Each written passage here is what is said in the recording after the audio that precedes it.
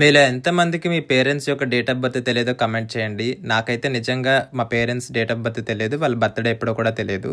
అలా అని ఏదో ఒక డేట్ ఆధార్ కార్డ్‌లో ఉంది పెట్టేద్దాము అంటే ఫేక్ బర్త్‌డేలు చేయించుకోవడం వీళ్ళకిష్టం లేదు.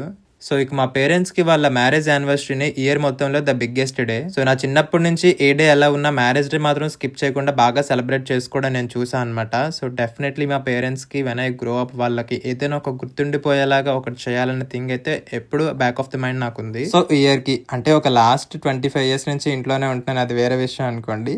బట్ ఇప్పుడు ఇంకొంచెం స్పెషల్‌గా వాళ్ళని ఎక్కడికైనా తీసుకెళ్ళి కొంచెం అలాగా చూపిద్దాము అనుకున్నా అనమాట.